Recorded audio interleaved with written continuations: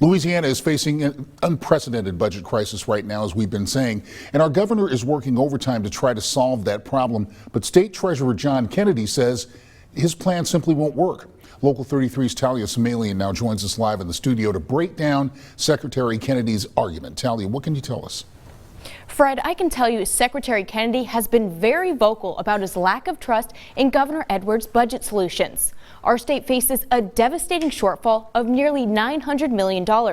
Edwards hopes to fill this hole in part by raising taxes. But Kennedy is adamant that's the worst idea ever. He says this move will only tank our economy.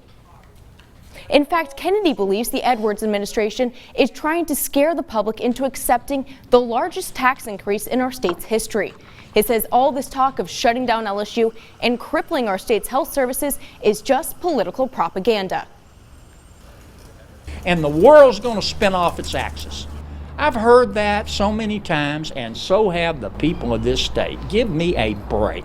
Let's cut the hysterics, let's cut the drama, and let's have a rational discussion about how we can live within our means.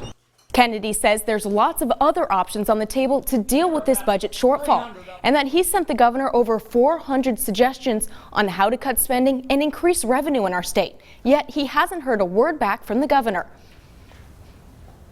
After speaking with Treasurer Kennedy this afternoon, I can tell you he is not backing down on this issue.